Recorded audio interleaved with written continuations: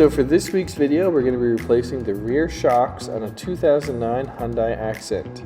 For this, you will need a 21, 17, and 14 millimeter socket, a ratchet or an impact wrench, a 17 millimeter wrench, vice grips, a jack and jack stands, and some rear shock replacements. The first thing you'll need to do is jack up the back of the car. I'm going to be using the Auto Shack rear shock replacement. They are incredibly cheap, but the difference was incredible, so I would recommend them again if you just need to get going on the road. You'll need a 21, 14, and 17 mil socket to complete this.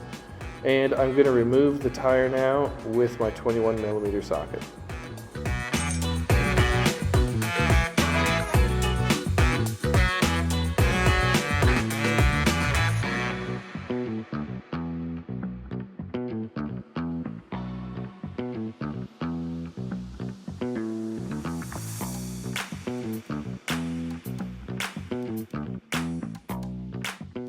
With the tire off, you can see the top mount and the bottom mount now. The top mount is two 14 millimeter bolts that will just blast off.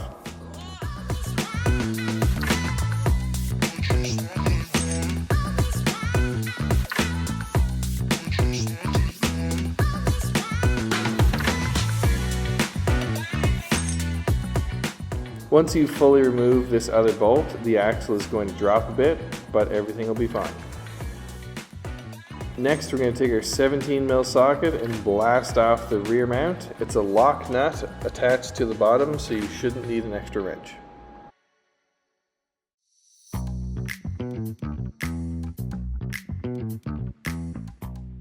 Since there's no spring attached, this is very safe and you don't have to worry about your shock blowing up. You're going to use vice grips on the top of the rod and then use your ratcheting or regular wrench underneath of it to loosen the lock nut on top. The vice grips, if you position them so that they drive into the ground, will help you a lot so you can get enough leverage. So once you get far enough, you can remove your vice grips and then just undo that nut the rest of the way. And it goes in the reverse order of how we take it off. So they go nut, metal washer, the rubber mount, and then this sheath that protects the strut rod.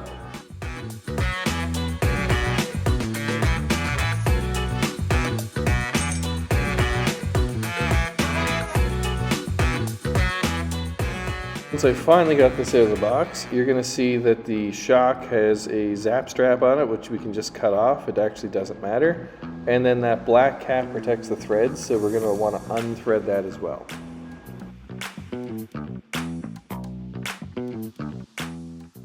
If this video is helping you at all, it'd be very helpful to me if you would like, subscribe, and leave a comment. Thanks for watching. Now we're going to reassemble the shock in the reverse of what we did. So aim down to get your strut rod through the hole and then leave enough thread that it bottoms out in that little nut or washer that had been down there. You'll put your rubber isolator mount back on. Try and make sure that it goes down all the way so you can compress your shock if you need to. Add the metal cap back and then your nut. And you'll do the same thing you did before with your 17 millimeter wrench. You're going to tighten it down as much as you can. And if that upper rod starts to move, you can get your vice grips and attach it to that. And you're just going to tighten this until it stops turning. There's no real torque that I could find, but you'll kind of know how much to do, and you definitely don't want to strip it.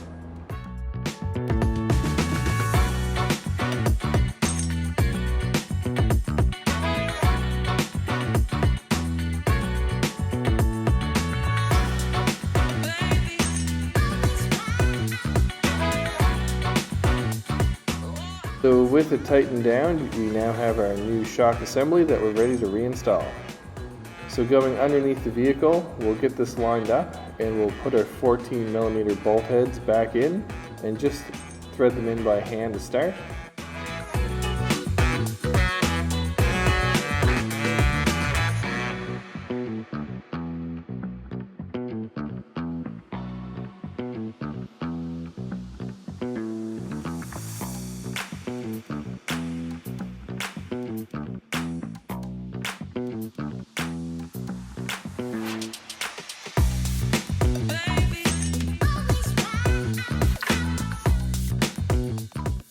Then I've got this Ryobi impact gun set to the auto mode, so it's only going to torque to like 100 foot-pounds at the most, but I'm just going to hit it with a few ugga-duggas, and that's going to be plenty to keep this thing steady.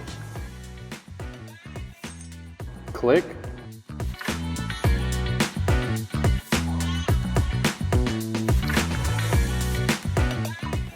Click. Now, I'm using a second jack here, but if you had jack stands, you could do pretty much the same thing. I'm just going to jack up the rear axle so that we can fit the bottom of the shock in, raise it up level, and then using my bolt, I'm going to force it in there. I thought I had it started by hand, but I didn't. So once I ran it in with the impact, it caught the threads and sent it. Tight as tight. Yeah, buddy. Click. Now with that all done, you can reinstall your tire, lower your vehicle, and you're good to go. Thanks so much for watching and have a great week.